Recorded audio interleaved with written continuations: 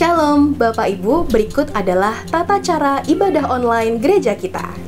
Yang pertama, persiapkan kuota Anda. Jangan sampai tidak ada kuota internet sehingga tidak bisa mengikuti ibadah online. Yang kedua, berpakaian sopan dan rapi meskipun kita beribadah di rumah. Anggaplah kita akan beribadah di rumah Tuhan. Dengan demikian, kita sedang menunjukkan kepada Tuhan kesungguhan kita dalam mengikuti ibadah, baik siap secara roh, jiwa, dan juga tubuh. Kita juga menunjukkan kepada Tuhan kerinduan kita untuk bisa kembali beribadah bersama dalam waktu keadaan sudah memungkinkan. Yang ketiga, jangan sambil mengerjakan sesuatu seperti baring-baringan, sambil ngemil, sambil memasak, sambil mencuci motor, mobil, atau menyiram bunga. Intinya, jangan sambil mengerjakan sesuatu. Yang keempat, persiapkan hati, pikiran, dan siapkan Alkitab seperti biasanya.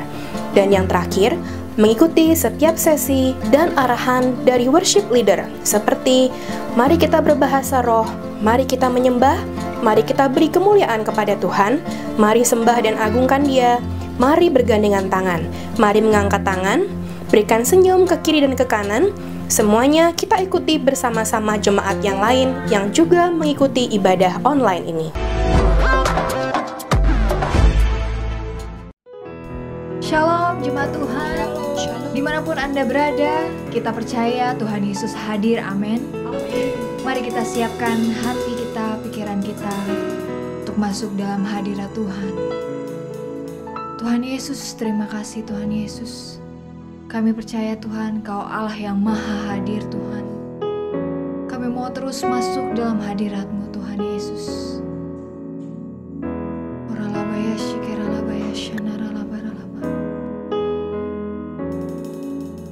Tuhan hadir di bait kudus-Nya saat umat mencari wajah-Nya, berseru, berdoa, bersujud menyembah, dan menikmati kehadiran-Nya. Tuhan mau dekat dengan umat-Nya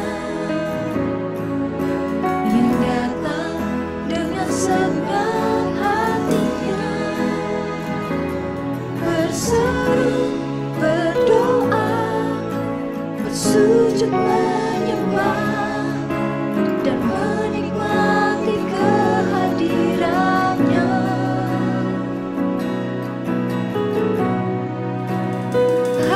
Hadirat-Mu memenuhiku,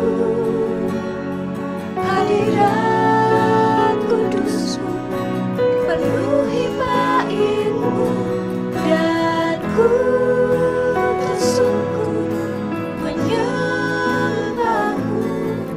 Yang ku nampak hanya kemuliaan-Mu. Mari bersama-sama kita nyanyikan sambil mengangkat tangan kita. Tuhan hadir di bait kudus-Nya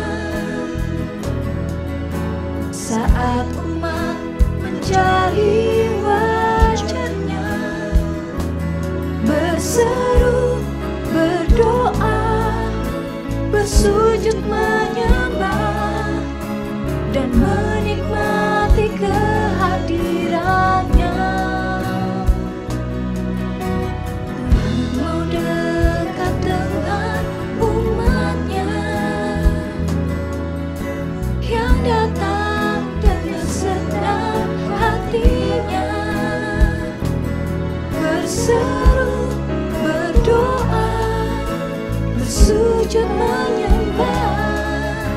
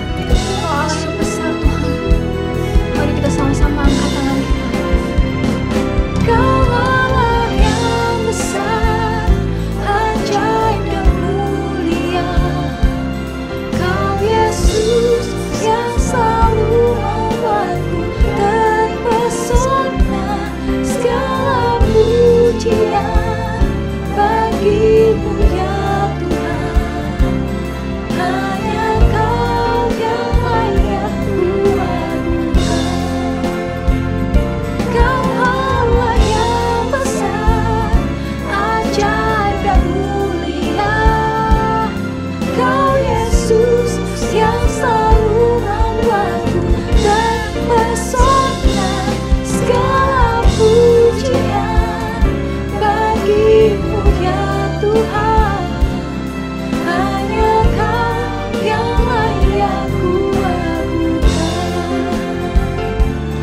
Hanya Kau yang layak ku agungkan. Hanya Kau yang layak ku agungkan. Oh, berikan kemuliaan bagi Tuhan Yesus. Haleluya. Terpujilah namamu Tuhan. Terpujilah namamu Tuhan Yesus. Haleluya.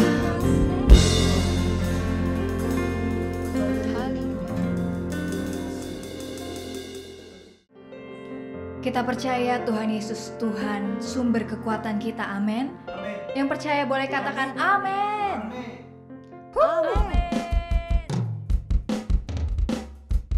Dia Allah yang membebaskan jiwa kita. Haleluya. Haleluya.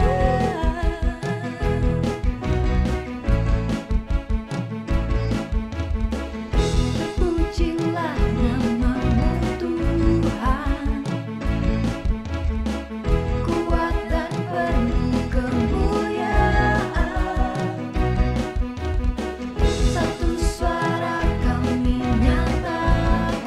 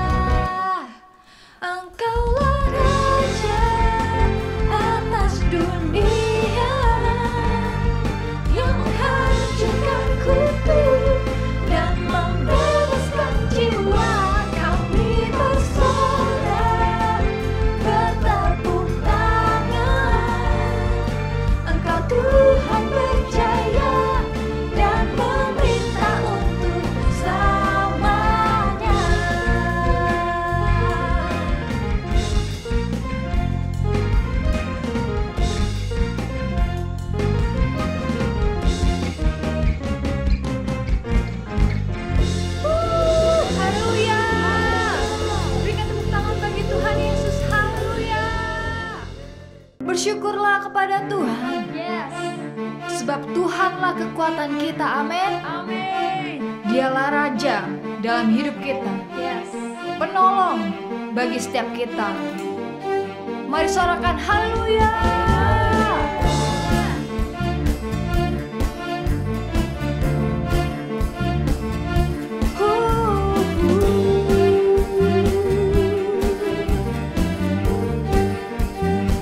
Mari katakan, bersyukurlah kepadanya, bawalah pujian baginya, karena dia Raja, dia yang berkasa.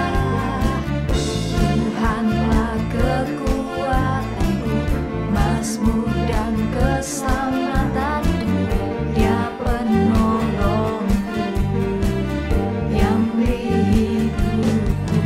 Kau yang berjaya, seluruh semesta sujud menyembah. Agunglah kebangkitanmu, mujizat telah terjadi. Junjung kasih anugerahmu, kekal teguh dan mulia. Masyurlah perbuatanmu, kau penyelamat hidupku. Kasih-Mu tiada tara, bertahta Kau Tuhan Rajaku.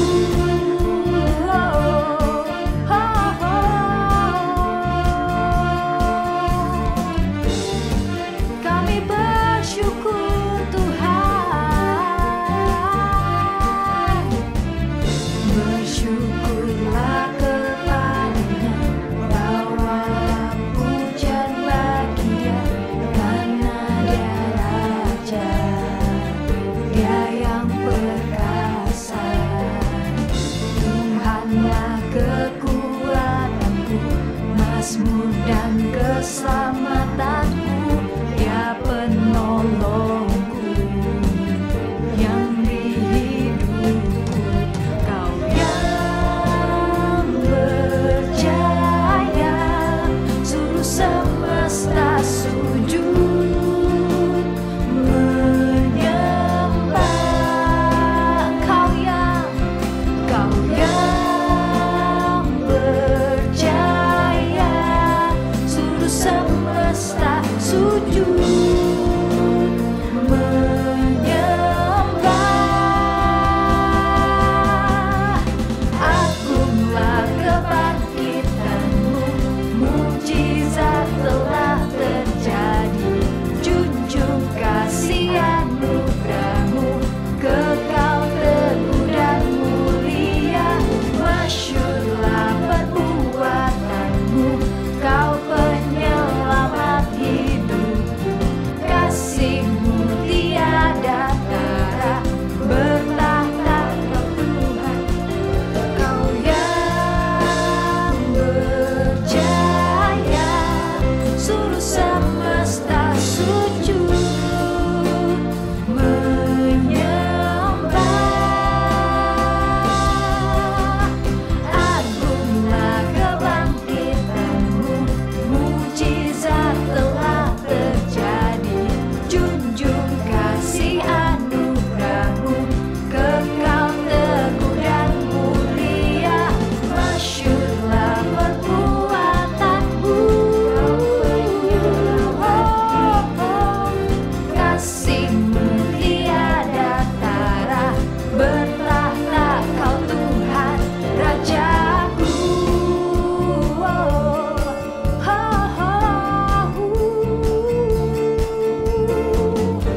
Engkau Raja kami Tuhan. Haleluya.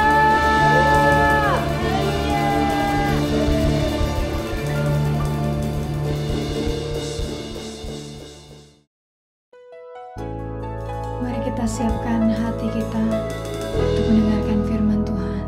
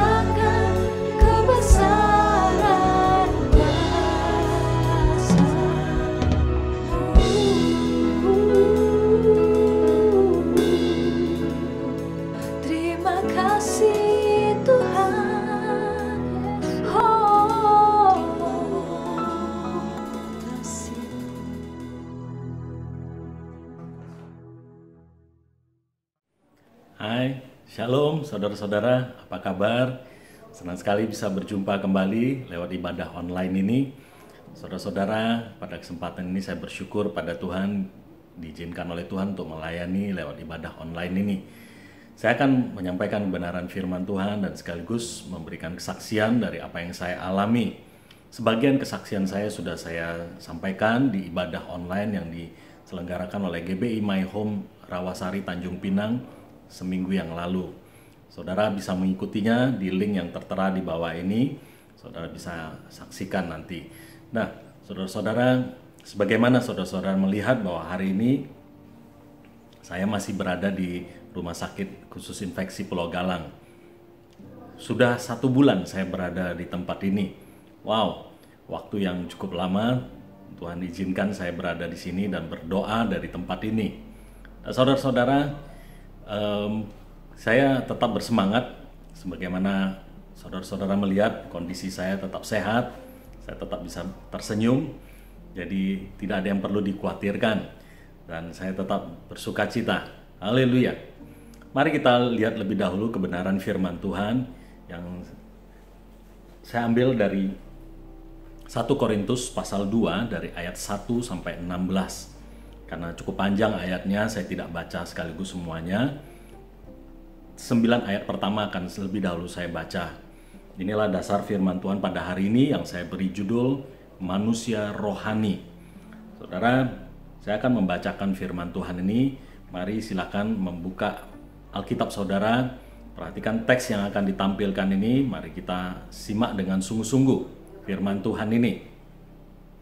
Demikian firman Tuhan dari 1 Korintus pasal 2. Demikianlah pula ketika aku datang kepadamu, saudara-saudara, aku tidak datang dengan kata-kata yang indah atau dengan hikmat untuk menyampaikan kesaksian Allah kepada kamu.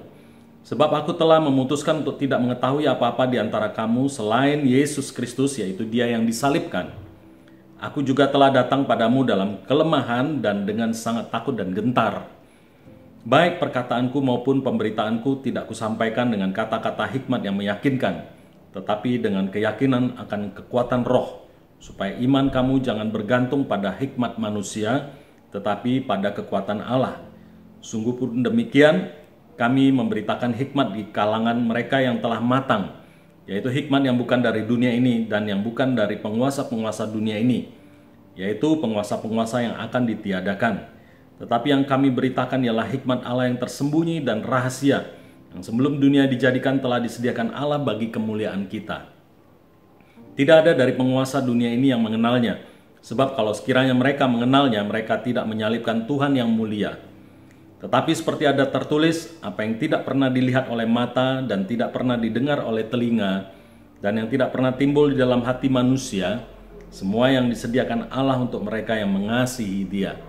Sampai di sini dulu saya membaca firman Tuhan ini. Nanti saya akan lanjutkan lagi. Saudara-saudara, dari ayat firman yang kita udah baca ini, mari kita lihat, buka hati kita untuk kita bisa menerima firman Tuhan, yaitu menjadi rema, menjadi berkat dalam kehidupan kita. Mari terlebih dahulu kita akan berdoa. Bapa di surga, terima kasih kesempatan bisa memberitakan firman ini. Kiranya Tuhan mengurapi kami semua. Kami siap dan kami membuka hati kami untuk firman-Mu ditaburkan. Tuhan, urapi kami, ya Roh Kudus, kuasai pikiran dan hati kami. Kau yang mengurapi hamba-Mu juga, biar dengan perkataan yang dapat dipahami, dimengerti, hamba sampaikan ini dengan kekuatan daripada-Mu ya Tuhan. Dan Kau yang memampukan semua ini dan semua ibadah ini dari awal hingga akhirnya berjalan dengan lancar. Terima kasih ya Roh Kudus, Kau pimpin kami semua. Di dalam nama Tuhan Yesus kami siap menyambut kebenaran firman-Mu. Haleluya. Amin. Saudara-saudara lihat bahwa hari-hari ini keadaan dunia ini bukannya semakin baik. Memang ada perkembangan-perkembangan yang bagus terkait dengan COVID-19 ini. Tetapi saudara-saudara, dunia sedang menuju kepada kebinasaan. Oleh sebab itu, saudara-saudara, mari kita membangun kehidupan kita lebih lagi. Yang saya maksudkan itu adalah kehidupan rohani kita. Kita harus lebih banyak memberi makan manusia rohani kita, membangun manusia rohani kita. Apa yang disampaikan oleh Paulus ini Karena Paulus mengalami kehidupan yang luar biasa bersama dengan Tuhan Yesus dan juga penderitaan-penderitaan yang dia alami. Sehingga dia bisa katakan bahwa dia datang bukan dengan kekuatan atau hikmat manusia, tetapi dengan kekuatan daripada roh. Lebih penting untuk kita ini lebih banyak memperhatikan manusia rohani kita. Karena itu sifatnya pada kekekalan. Kalau manusia jasmani ini akan berakhir sesuai dengan umur yang Tuhan izinkan. Dunia ini juga akan berakhir, tetapi manusia rohani kita akan mencapai kepada kekekalan. Nah, di kekekalan itu cuma ada dua, yaitu di neraka atau di sorga. Saya percaya kita semua pasti mau sampai ke sorga. Oleh sebab itu, mari kita perhatikan dengan sungguh-sungguh kehidupan rohani kita hari-hari ini, karena itu sangat penting. Selama berada di sini, Tuhan memberikan perenungan ini, supaya saya secara pribadi juga benar-benar membangun kehidupan rohani apa yang dikatakan oleh Bapak Gembala, supaya Tuhan mengganti kantong kulit kita itu dengan kantong kulit yang baru, sehingga anggur baru bisa dicurahkan dan kantong kulit itu tidak pecah. Nah, saudara-saudara, percaya selama kami berada di sini, Tuhan mengganti kantong kulit kami yang baru. Dan inilah yang berbicara tentang manusia rohani kita yang harus diperbaharui, harus semakin hari semakin kuat. Karena badai ini tidak akan berhenti.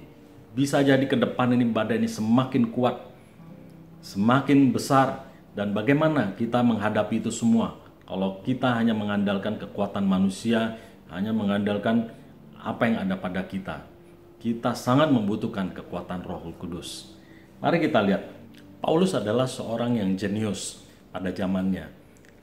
Dia adalah lulusan dari sebuah sekolah yang dipimpin oleh Gamaliel, seorang guru besar pada waktu itu.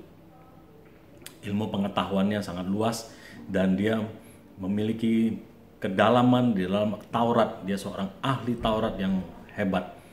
Dan pada waktu itu sebelum dia bertobat, dia memiliki hati yang jahat. Dia mencari pengikut-pengikut Kristus untuk memenjarakan mereka dan membunuh mereka. Tetapi setelah dia bertemu dengan Tuhan Yesus, hidupnya diubahkan, hidupnya dijamah oleh Tuhan.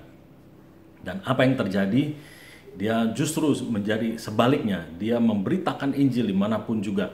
Dia berjuang dengan luar biasa. Dan dengan segenap kekuatan dia, penderitaannya begitu luar biasa. Surat yang dia tulis untuk jemaat di Korintus adalah surat yang penuh dengan emosi. Karena dia mencurahkan apa yang dia alami, untuk menguatkan jemaat di Korintus, untuk menyadarkan mereka. Dan salah satu yang kita baca tadi itu, untuk menyadarkan bahwa kita tidak bisa menggunakan kekuatan dan hikmat kita.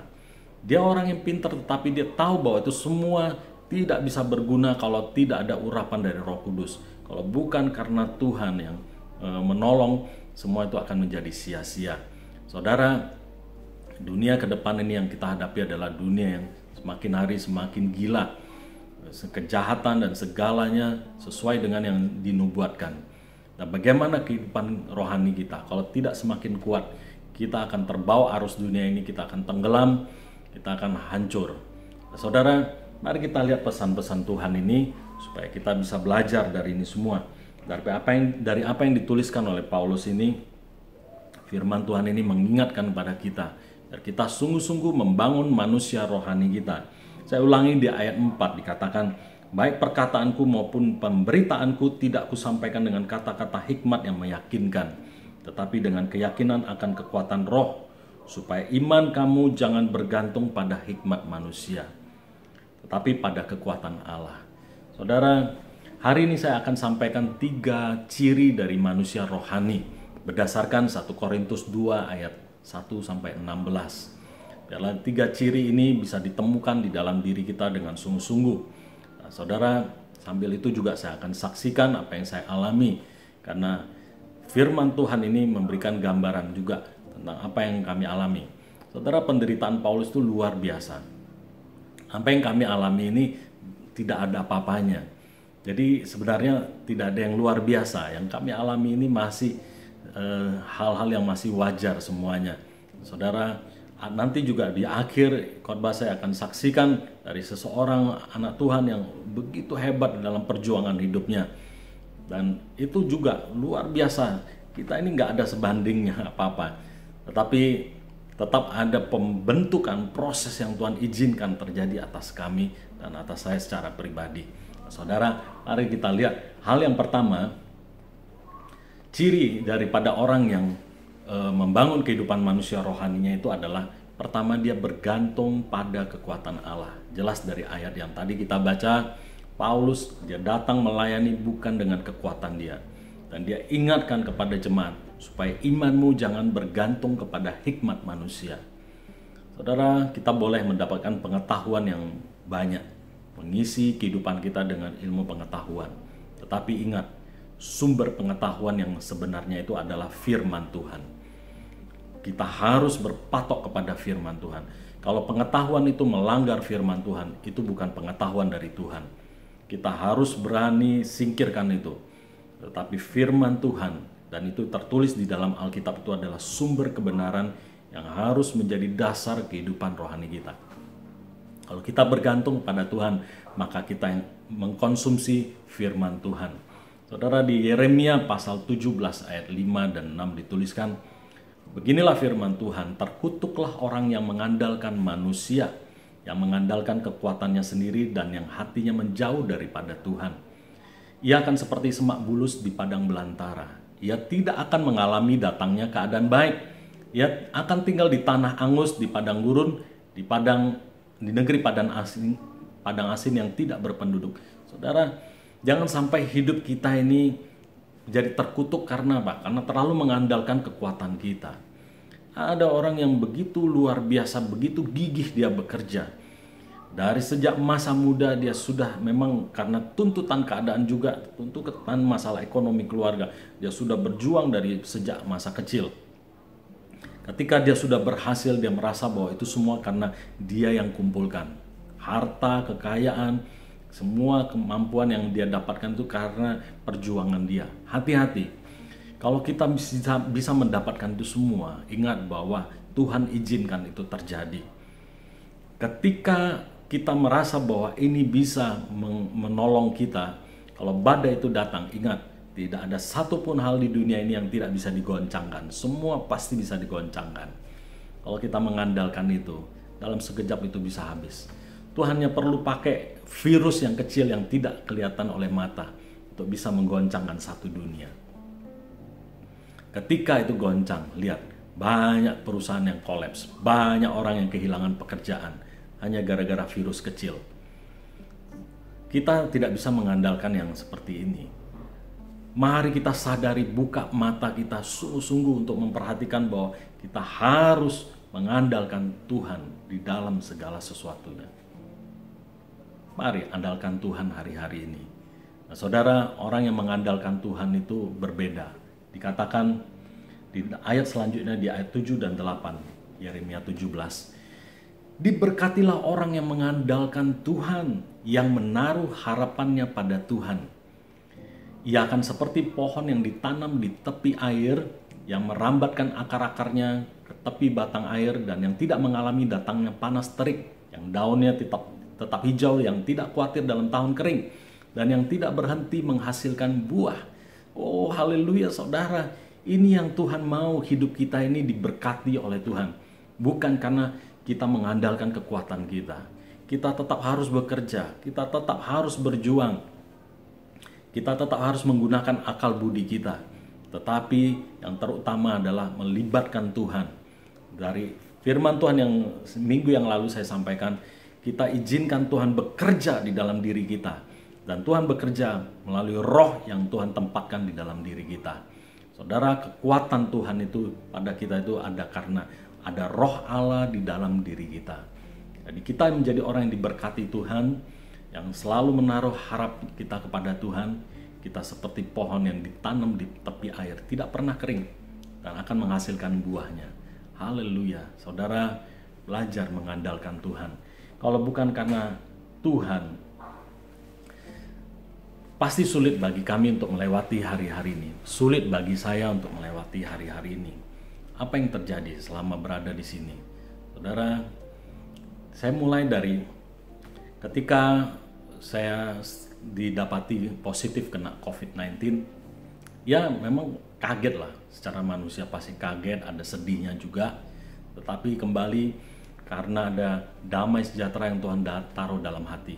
Ada kekuatan dari Tuhan yang membuat kami tetap kuat, bisa menjalaninya. Dan juga puji Tuhan, istri dan anak-anak juga, meskipun sedih mereka, tetapi mereka bisa terima. Dan kemudian saya dibawa ke sini. Saudara, setelah itu kan berentet, banyak yang ikut masuk dan tersebar, ada di rumah sakit dan di tempat lain, dan juga ada di Pulau Galang ini. Nah, kemudian karena saya kena, otomatis keluarga saya juga harus diperiksa. Istri dan anak harus mengikuti tes swab. Waktu menunggu swab yang pertama udah dijalankan, menunggu hasilnya itu berdebar-debar. Nantikan itu kapan itu semua datang hasilnya. Begitu tahu kabarnya negatif, wah bersyukur hati ini. Dan kemudian menunggu lagi karena harus 2 kali di swab.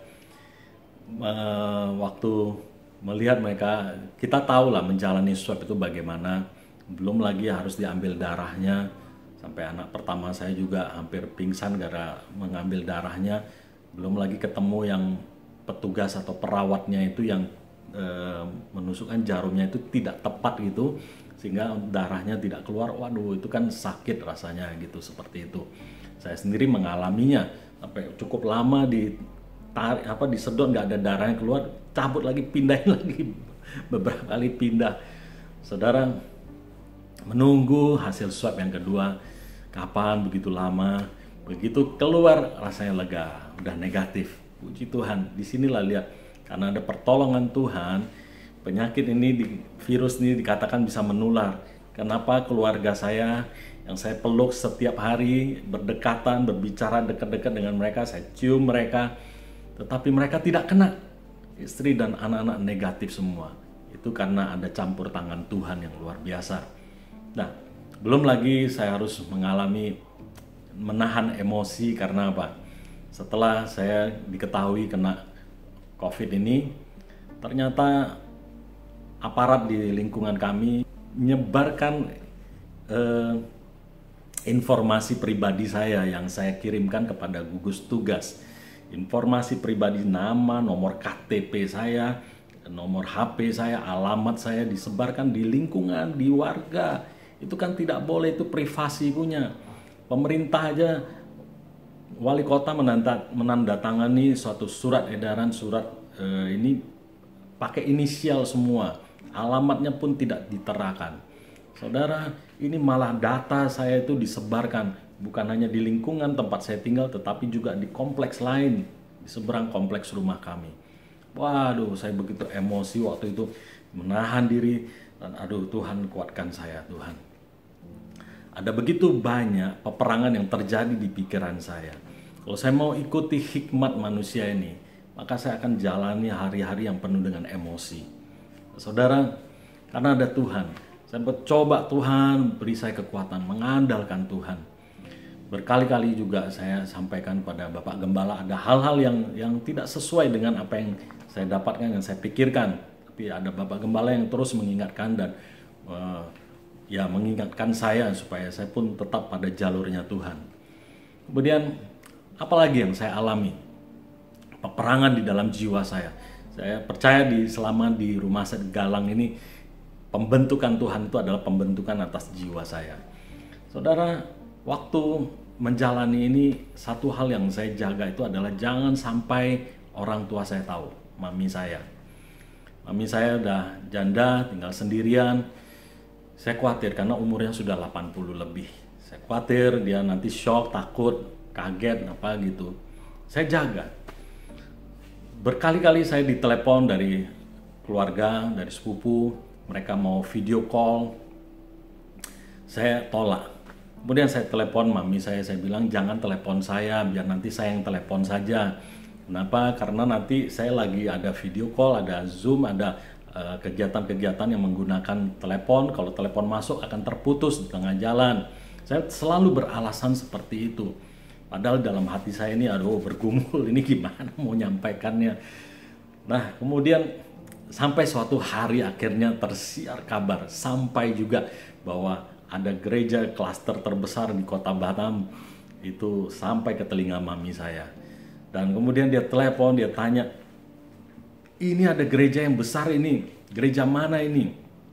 Kamu baik-baik nggak keadaan kamu? Di situ saya nggak bisa menghindar lagi, mau nggak mau saya harus cerita, tapi saya minta Tuhan tolong tenangkan mami saya. Nah, kemudian saya ceritakan lah, oh itu gereja tempat saya melayani. Wah, dia mulai, hah? Terus kamu bagaimana? Saya bilang ya, saya kondisi saya baik, sehat, jangan khawatir mami, saya pokoknya sehat lah, jangan takut.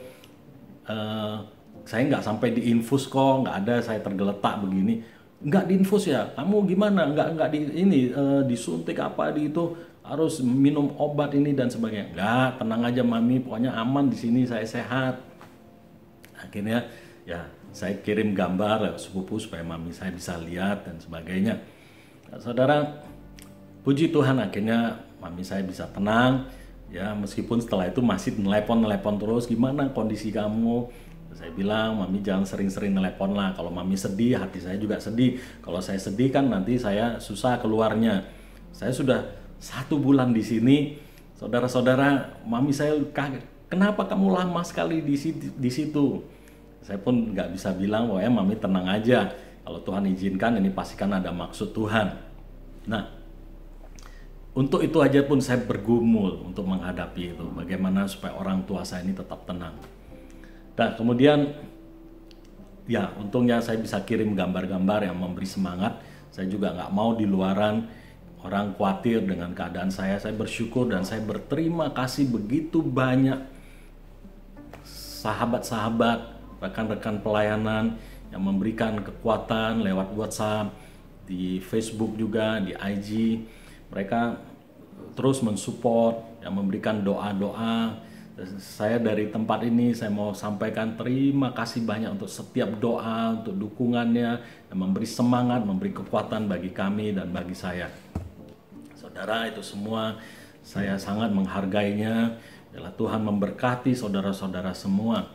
Dan setiap kali ditanya oleh orang, saya tetap membalas, saya tetap menjawab meskipun ada yang aneh-aneh juga pertanyaannya.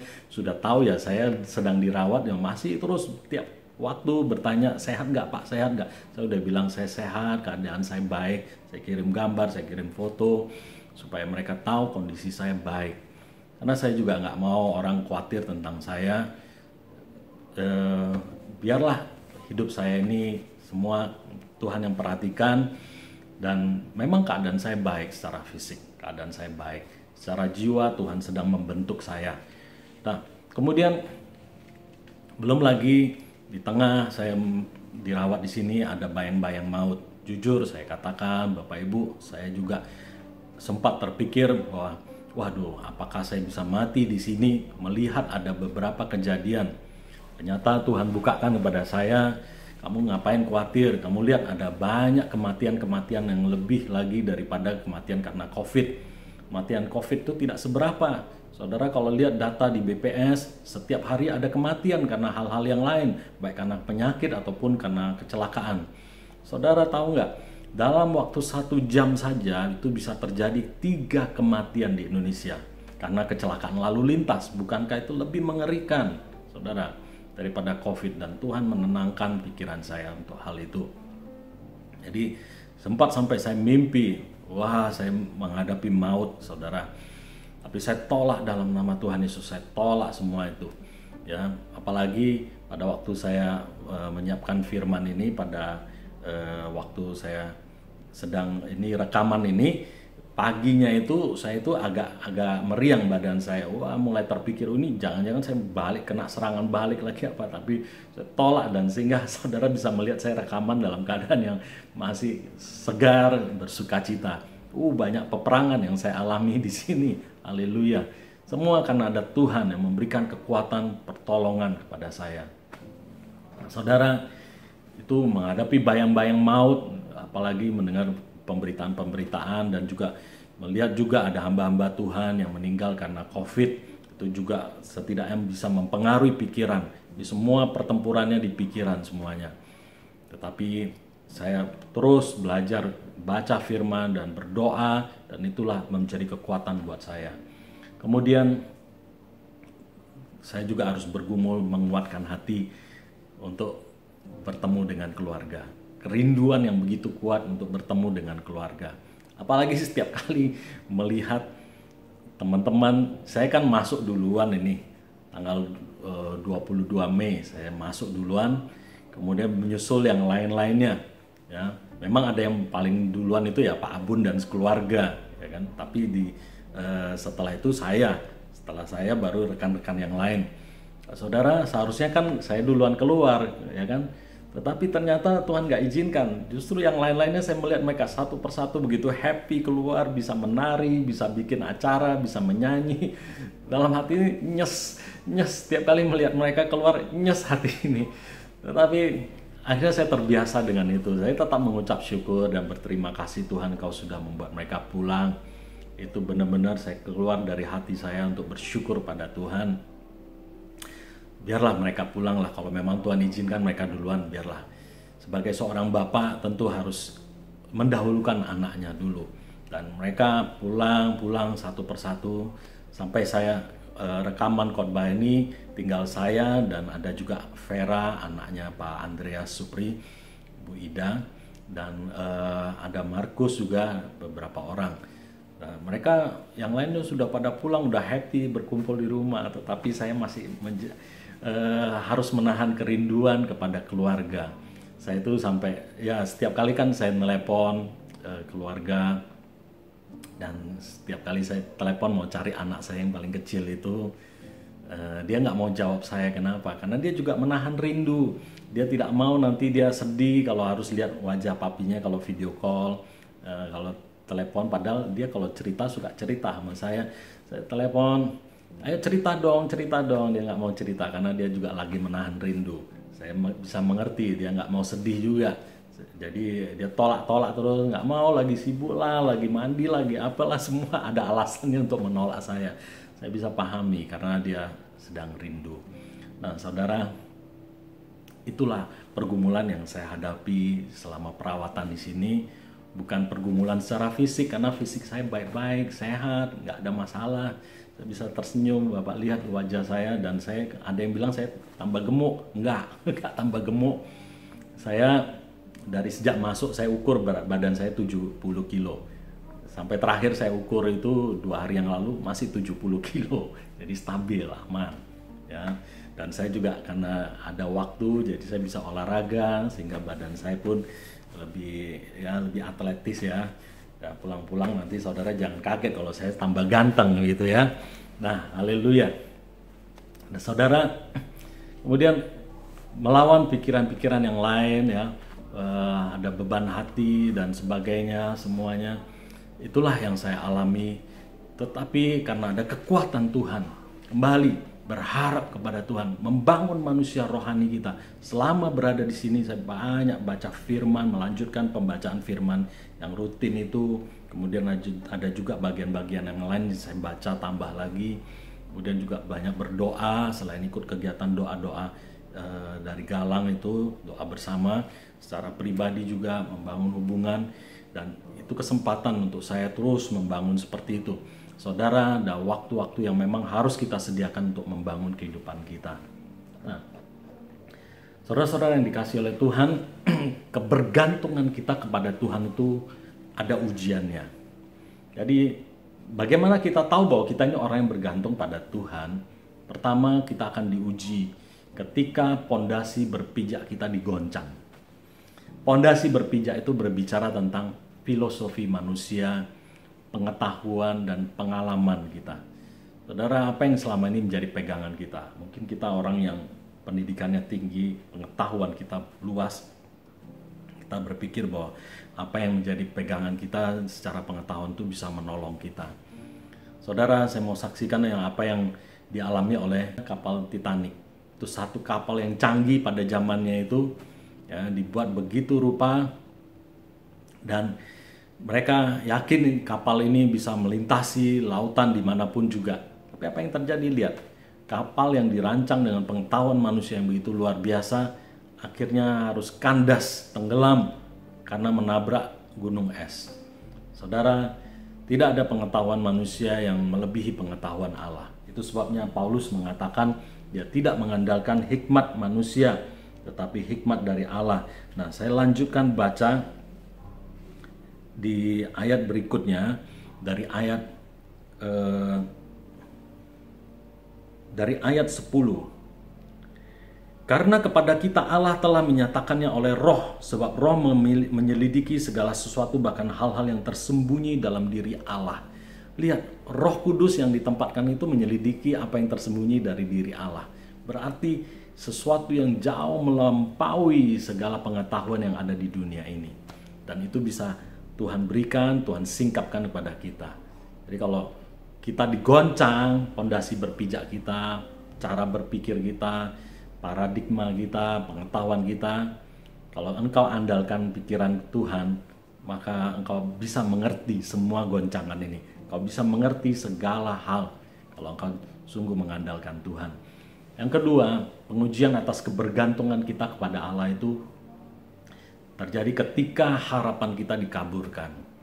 Saudara, karena adanya wabah COVID ini yang menjadi pandemi, yaitu wabah seluruh dunia, apa yang terjadi, orang mulai kabur harapannya untuk pergi ke luar negeri, pergi ke sekolah di luar negeri. Ya, takut mau ke sana, itu takut semuanya. Ya, ada cita-cita yang jadi kabur.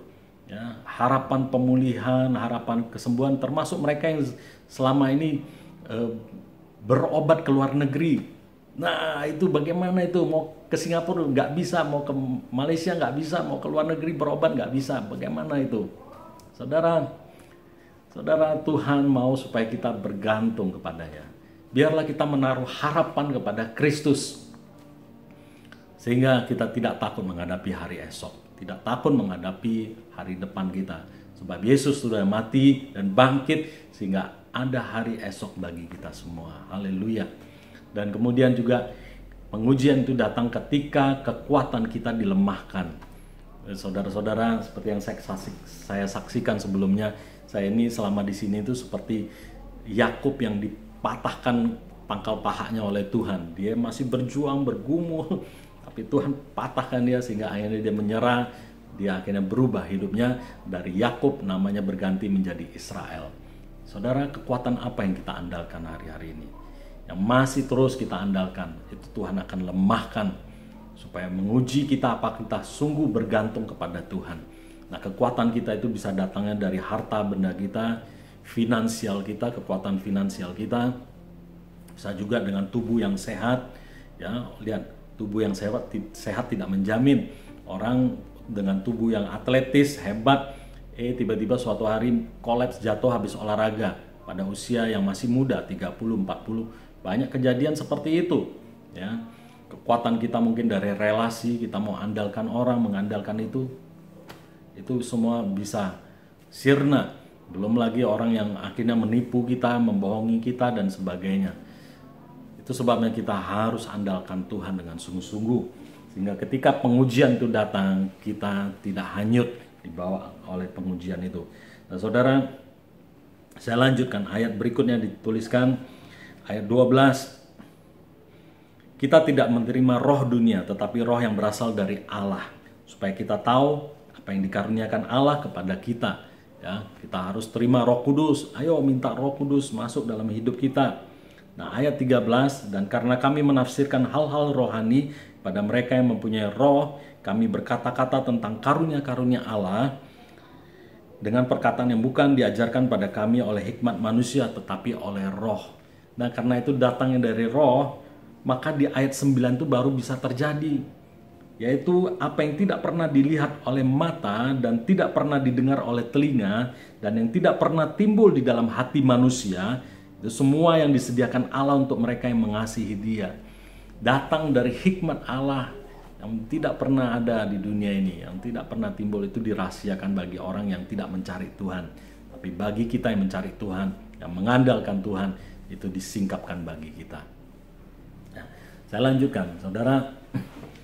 Kemudian di hal yang kedua, dari ciri dari manusia rohani itu adalah dia mengenakan pikiran Kristus. Saudara, kalau kita mengandalkan Tuhan, maka kita harus undang pikiran Kristus masuk dalam pikiran kita. Jangan mengandalkan hikmat kita. Ya, pengetahuan kita terbatas, tapi mari kenakan pikiran Kristus. Bagaimana supaya kita bisa mengenakan pikiran Kristus? Nah, terlebih dahulu saya lanjutkan pembacaan tadi di 1 Korintus 2, saya lanjutkan di ayat 14. Tetapi manusia duniawi tidak menerima apa yang berasal dari roh Allah. Perhatikan, dunia tidak bisa menerima dari apa yang datangnya dari roh Allah. Karena hal itu baginya adalah suatu kebodohan. Dan ia tidak dapat memahaminya sebab hal itu hanya dapat dinilai secara rohani. Kalau rohmu, manusia rohmu tidak diberi makan, tidak hidup, tidak kuat, maka engkau juga tidak bisa menilai apa yang datangnya dari Tuhan. Tetapi manusia rohani menilai segala sesuatu, tetapi ia sendiri tidak dinilai oleh orang lain. Ayat 16 perhatikan. Sebab siapakah yang mengetahui pikiran Tuhan sehingga ia dapat menasihati dia? Tetapi kami memiliki pikiran Kristus. Nah, ini yang penting. Kita harus memiliki pikiran Kristus dalam hidup kita. Bagaimana memiliki pikiran Kristus? Pertama, dalam Filipi 4 ayat 7 dituliskan, damai sejahtera Allah yang melampaui segala akal akan memelihara hati dan pikiranmu dalam Kristus Yesus. Jadi, kita bisa memiliki pikiran Kristus kalau ada damai sejahtera Allah tinggal dalam hati kita. Bukankah damai sejahtera Allah yang memelihara kami, yang menuntun kami, yang menguatkan kami selama ini, yang membuat hati dan pikiran kami bisa tetap tenang menghadapi ini semua. Nah, baru di ayat 8-nya muncul pikiran Kristus itu. Jadi akhirnya saudara-saudara di ayat 8, semua yang benar, semua yang mulia, semua yang adil, semua yang suci, semua yang manis, semua yang sedap didengar, semua yang disebut kebajikan dan patut dipuji, pikirkanlah semuanya itu. Inilah pikiran Kristus yang harus kita tanamkan. Jangan kita mau makan mentah-mentah hoax itu semua. Ada hoax di mana-mana, berita-berita palsu dan sebagainya, kita makan begitu aja. Saudara, justru kita harus banyak mengkonsumsi firman Tuhan. Sehingga apa yang disebut kebenaran itu, yang mulia itu, yang suci, yang adil, yang manis, yang sedap didengar itu masuk dalam kehidupan kita. Bukan yang busuk-busuk. Kita ini heran, manusia ini suka sekali menyimpan hal-hal yang busuk. Menyimpan sampah di dalam dirinya sehingga yang keluar itu jadi busuk semua, bau busuk di mana-mana. Saudara, mari kita simpan hal-hal yang baik, yaitu pikiran Kristus, sehingga hidup kita ini menjadi bau harum yang menyenangkan bagi banyak orang. Saudara, itulah mengenakan pikiran Kristus. Manusia rohani, ciri yang kedua adalah dia menaruh pikiran Kristus dalam hidupnya. Nah, kemudian saudara, hal yang ketiga adalah karena kita menaruh pikiran Kristus, maka kita juga menafsirkan berdasarkan kebenaran rohani.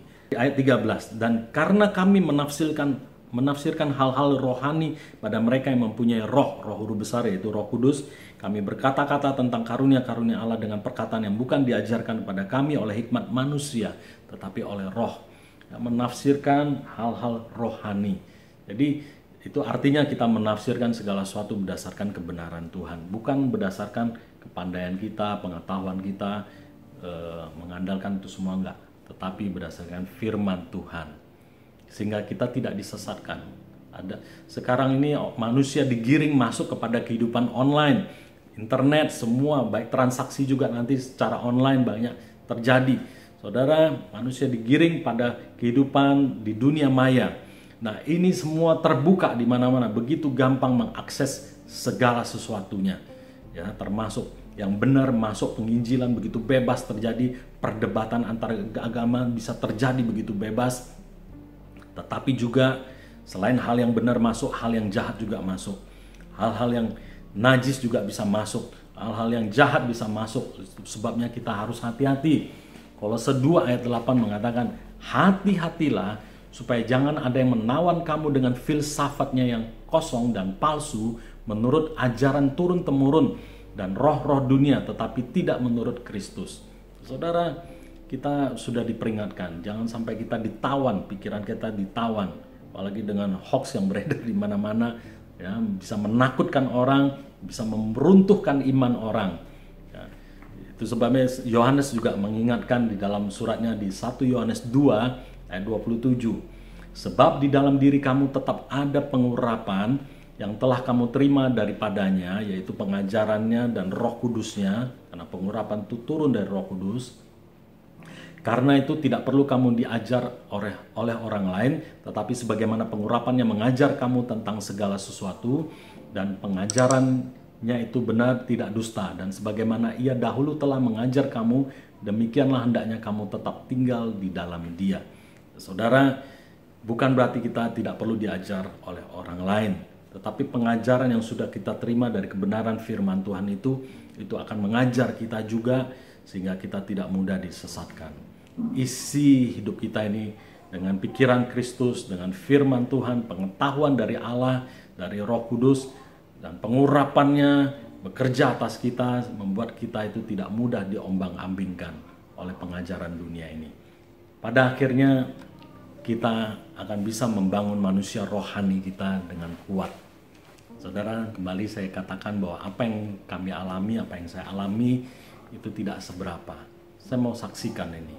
Adalah seorang anak Tuhan yang pada awal hidupnya, pada masa mudanya, dia nakal. Dia tidak percaya setiap kali bapak orang tuanya bawa dia ke gereja, dia dengar firman tetapi dia tidak lakukan. Dia kenakalan anak-anak remaja dia lakukan, sampai suatu hari hidupnya berubah. Saudara akan menyaksikan klip video ini. Setelah menyaksikan klip video ini, dari kesaksian ini, maka nanti saya akan lanjutkan apa yang akan saya sampaikan ini. However dark the night, however dim our hopes. Inbound 4 o'clock road. The light will always follow darkness. Keep going the way you're going, you end up as a bum on the street. You train. You fight harder than those other guys, and you win. If you can take it, you can make it. You can do this, Lou. You just gotta believe you can. Pop does. Ma does. I do. Louis, a moment of pain is worth a lifetime of glory.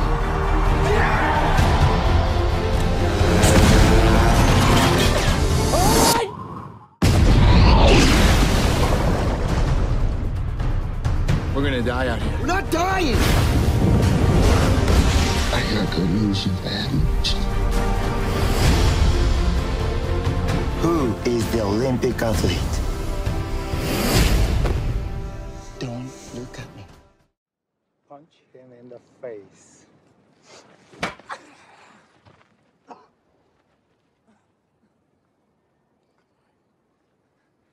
Punch him!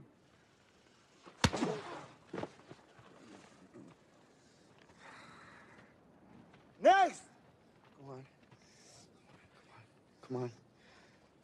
Come on. Next! Come on, sir. Come on. Hit hard! Come on! Hit me!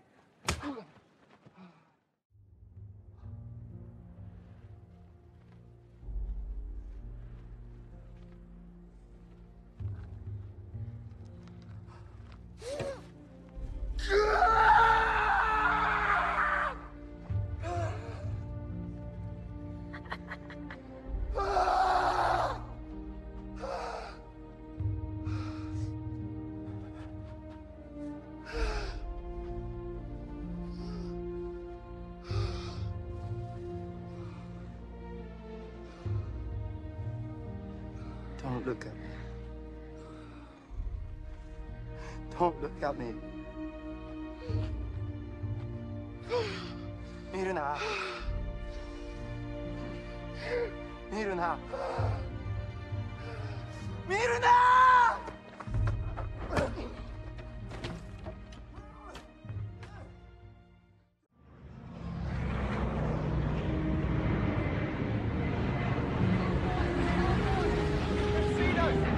It's over! The war's over!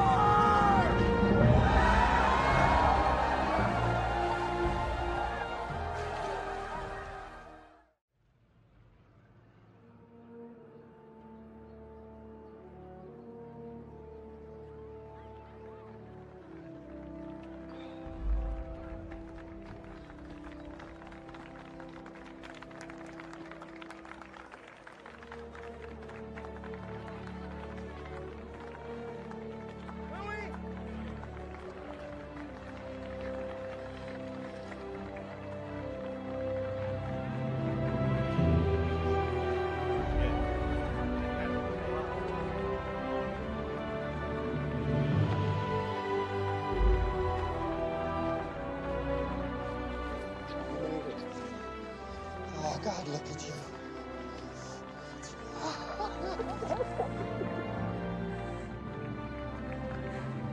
God, Mama.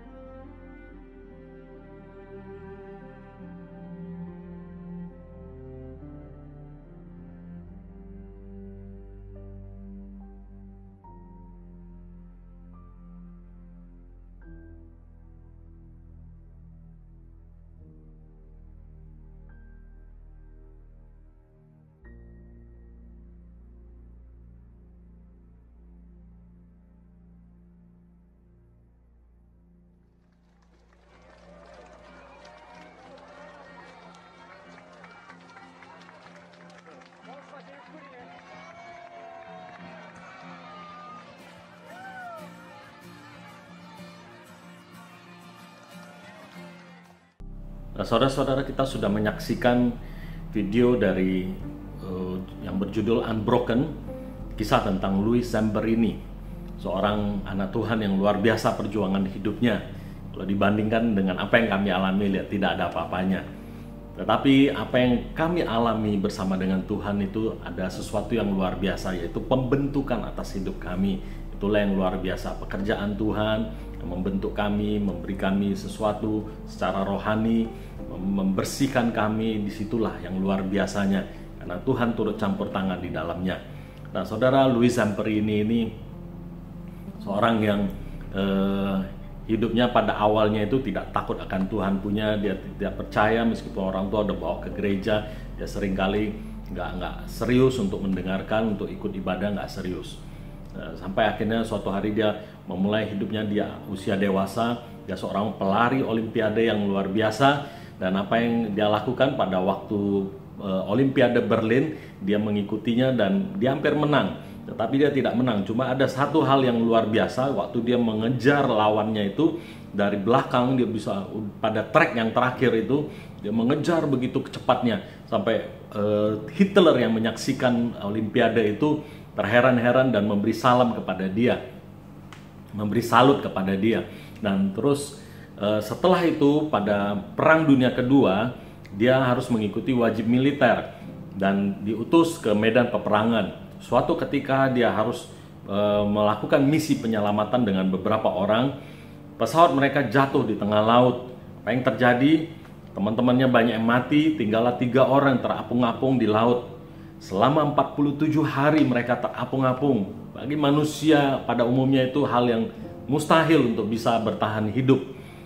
Satu orang teman dari mereka bertiga, satunya meninggal. Akhirnya harus kalah dengan kondisi yang ada. Dan tinggallah berdua orang. Mereka harus berjuang di tengah laut itu, menghadapi cuaca yang seperti itu dan menghadapi ikan hiu juga yang nggak mau memakan mereka. Kemudian sampai akhirnya mereka ini berdua ditawan oleh Jepang. Setelah ditemukan oleh pasukan Jepang, mereka dibawa ke Pulau Marshall.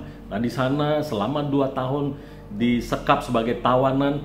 Mereka juga mengalami penyiksaan. Saudara tadi nonton bagaimana dia disiksa, dipukul, dihajar, dan pemimpin di sana itu, pemimpin camp itu tidak suka kepada dia. Wah, berbagai penyiksaan terjadi atas hidupnya. Sampai selesai perang, dia bisa kembali ke rumah. Saudara, waktu menyaksikan dia kembali ke rumah bertemu dengan keluarganya, ada rasa iri juga, kapan saya pulang juga, seperti itu. Nah, saudara, dia bisa selamat karena pada waktu dia terapung-apung di laut, dia berjanji kepada Tuhan, dia bernazar kepada Tuhan, dia serahkan hidupnya. Di situ dia menaruh kepercayaannya kepada Tuhan, hidupnya diubahkan. Kalau dia masih mengandalkan kekuatannya, mungkin dia udah mati di tengah laut itu. Saudara, karena dia berani serahkan hidupnya kepada Tuhan, dan dia bernazar kalau dia pulang hidup, dia akan melayani Tuhan. Dan dia genapi, dia benar-benar wujudkan itu, sisa hidupnya dia melayani Tuhan dengan sungguh-sungguh. Kesaksian hidupnya itu disaksikan oleh Pastor Billy Graham pada zamannya itu. Pastor Billy Graham bahkan membawa dia ke KKR untuk menyaksikan apa yang dia alami. Nah, saudara, apa yang kami alami ini kalau secara fisik dan semuanya penderitaan tidak ada sebandingnya. Tetapi apa yang kami alami luar biasa karena ada campur tangan Tuhan tetap. Di dalamnya Tuhan berbicara banyak hal, Tuhan membentuk kami, mengubah hidup kami, dan itulah yang penting, yaitu manusia rohani kita ini yang dibentuk oleh Tuhan. Saudara, sangat penting bagi kita hari-hari ini untuk memperhatikan manusia rohani kita. 3 hal yang sudah saya sampaikan yang merupakan ciri daripada manusia rohani, dan biarlah itu ditemukan oleh Tuhan di dalam diri kita, yaitu bahwa hidup kita ini selalu bergantung pada kekuatan Allah, bergantung kepada kekuatan Roh Kudus, dan kita ini selalu mengenakan pikiran Kristus, tanggalkan semua hikmat-hikmat yang tidak perlu, hal-hal yang tidak perlu, yang justru menjauhkan kita dari Tuhan. Sebaliknya, kita mengenakan pikiran Kristus dan selalu menafsirkan segala sesuatu dengan kebenaran yang ada. Bukan dengan cara tafsir kita sendiri, bukan dengan kebenaran kita sendiri. Tapi mari kita melihat semuanya itu dengan pandangan yang tepat seperti yang Tuhan lihat. Nah, saudara, itulah yang akan membentuk manusia rohani kita semakin kuat, semakin baik, dan kita akan bertumbuh dengan baik. Badai apapun yang datang, kita mampu untuk melewatinya, mampu untuk menghadapinya. Saudara, pada akhirnya, ayat terakhir yang mau saya sampaikan adalah di dalam 1 Korintus 2 ayat 2 itu dituliskan di sana, sebab aku telah memutuskan untuk tidak mengetahui apa-apa di antara kamu selain Yesus Kristus, yaitu Dia yang disalibkan. Pada akhirnya biarlah ditemukan di dalam diri kita Yesus Kristus yang bersinar terang lewat kehidupan kita. Inti dari semuanya itu adalah tentang Tuhan Yesus. Dialah yang terutama, bukan kita yang terutama. Kita dibentuk oleh Tuhan supaya Yesus Kristus itu ada di dalam diri kita dan muncul keluar bersinar terang dalam perilaku kita, dalam cara pandang kita, dalam tutur kata kita, sehingga kita bisa menjadi kesaksian bagi dunia. Saudara-saudara, hari-hari ini sungguh-sungguhlah memperhatikan ibadahmu, memperhatikan kerohanianmu. Ketika engkau menghadapi kesulitan apapun, niscaya Tuhan pasti menolong kita. Saudara-saudara, saya akan berdoa buat saudara-saudara, kuatkan hatimu. Badai ini memang tidak akan berlalu begitu cepatnya, bahkan bisa jadi akan lebih membesar. Tetapi kalau engkau sungguh-sungguh datang kepada Tuhan, engkau mampu mengatasinya, engkau mampu keluar sebagai pemenang, bahkan lebih daripada pemenang. Haleluya. Mari kita berdoa, angkat tanganmu, arahkan hatimu kepada Tuhan. Percayalah kepada Dia, percayalah pada pekerjaannya. Terima kasih Tuhan Yesus, hamba bersyukur padamu, hamba berdoa ya Tuhan untuk saudara-saudaraku yang mengalami pergumulan yang berat, baik secara fisik ya Tuhan, karena masalah kesehatan, karena serangan dari wabah COVID-19 ini, maupun karena penyakit yang lain. Hamba berdoa Tuhan, Engkau berikan kesembuhan, kiranya kuasa bilur-Mu Tuhan menyembuhkan saudara-saudaraku, mereka yang masih dirawat Tuhan, kiranya tangan-Mu yang kuat itu menjamah ya Tuhan, kuasa-Mu bekerja. Terima kasih ya Tuhan Yesus, terima kasih Tuhan. Hamba berdoa juga untuk setiap anak-anak-Mu yang sedang bergumul ya Tuhan dalam masalah ekonomi, oleh karena dampak daripada wabah ini. Biarlah Tuhan tolong supaya mereka dipulihkan kembali, usahanya dipulihkan, pekerjaan dipulihkan, bahkan mereka mendapatkan pekerjaan yang lebih baik lagi ya Tuhan. Terima kasih Tuhan Yesus, terima kasih Tuhan, tolong mereka semua. Tuhan tolong bangsa kami, Tuhan tolong Indonesia. Terima kasih ya Bapa, berkati Tuhan setiap rekan-rekan kami yang dari gugus tugas juga ya Tuhan. Engkau tolong mereka yang sudah memberikan dirinya untuk mengabdi Tuhan lindungi, jauhkan mereka dari sakit penyakit, kelelahan dan sebagainya yang membuat mereka justru bisa jatuh sakit. Tuhan justru hindarkan mereka dari semua itu.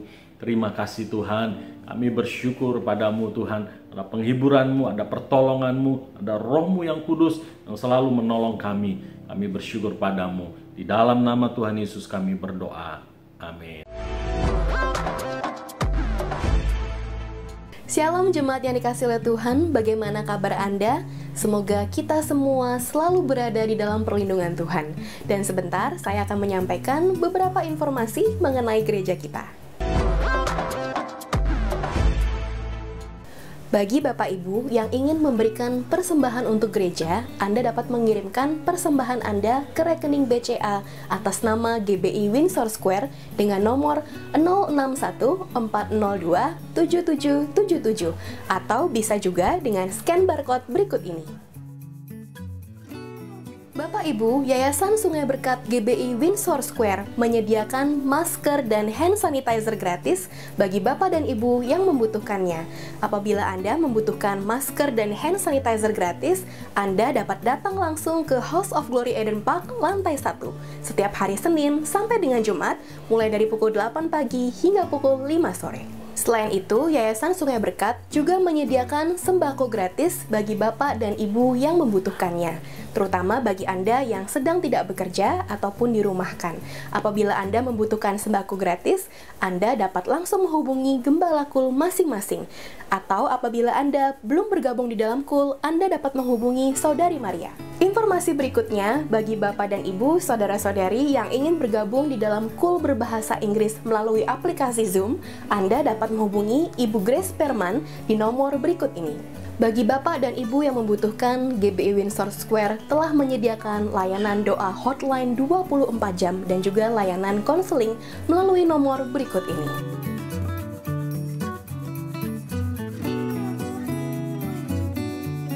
Bapak dan Ibu, demikianlah informasi mengenai gereja kita untuk minggu ini. Selamat hari Minggu, Tuhan Yesus memberkati.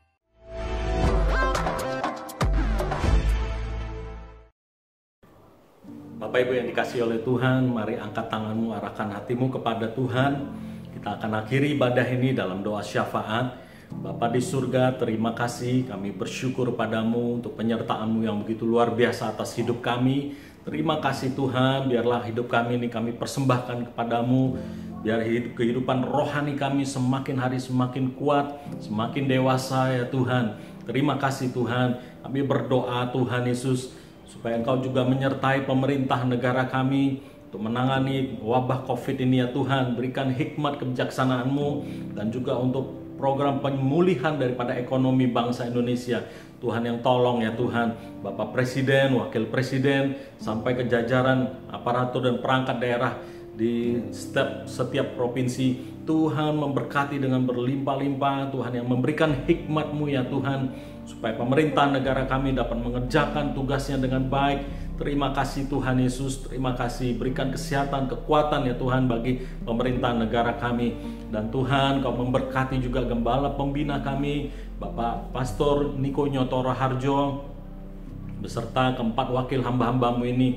Berkati ya Tuhan, Pastor Johan Handoyo, Pastor Irwan Wijaya, Pastor Erwin Wijaya. Berkati ya Tuhan hamba-hamba-Mu ini dengan hikmat-Mu, kekuatan, kesehatan yang prima, bijaksana dan urapan yang baru Kau berikan ya Tuhan untuk mengembalakan umat-Mu yang Kau percayakan ini. Terima kasih Tuhan Yesus, terima kasih, kami bersyukur atas segala berkat-Mu ya Tuhan, atas umat-Mu ya Tuhan. Kau yang memulihkan, Kau yang menyembuhkan ya Tuhan, yang sakit Kau sembuhkan, yang beban berat Engkau tolong ya Tuhan, yang terikat Engkau lepaskan ya Tuhan, supaya umat-Mu menjadi umat yang merdeka, umat-Mu yang bertumbuh, umat-Mu yang kuat rohaninya. Terima kasih Tuhan Yesus, terima kasih Kau menyertai kami semuanya.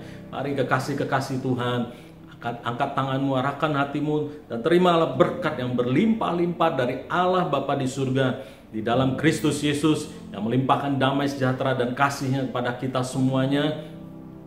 Dan Roh Kudus yang mengurapi kita supaya kita pergi menjadi saksinya, memberitakan Injil Kerajaan Allah dimanapun kita berada, menyaksikan perbuatan Tuhan yang hebat dan dahsyat dalam hidup kita, dan yang menyertai kita mulai dari saat ini sampai Maranatha, Tuhan Yesus datang kedua kalinya untuk menjemput kita semua, bahkan sampai selama-lamanya. Yang percaya bersama-sama dengan saya katakan, amin.